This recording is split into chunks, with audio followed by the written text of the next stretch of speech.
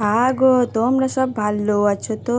কেমন আছো বটে? গরমে কি গরম পড়িয়েছে। তা চলো, আমি সকাল সকাল আজকে ভোট দিতে চললাম। আজকে আমাদের এখানে ভোট বটে। ভোট দিতে চললাম। দিয়ে ওই দেখো, আমার বরের একটা ছোটো পাড়ার স্কুটি আছে, ওইটাতেই উঠে বললাম। নিয়ে ভটভট ভটভট ভটভট ভটভট করে চললাম ভোট দিতে। হ্যাঁ, তা তোমরা সবাই ভোট তো দিয়েছো তো?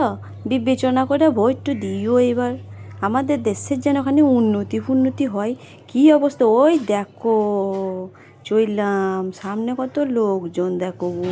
ওই দেখো, আমরা চলে আইছি স্কুলে ভোট দিতে। হাই স্কুল বটে।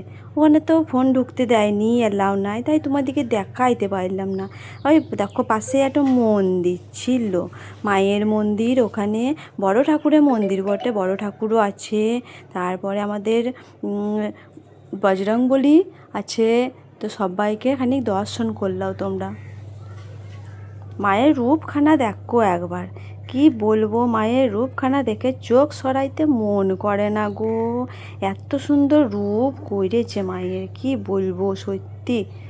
মা একবারে যেন মনে হচ্ছে কথা বললেই সাড়া দেবে।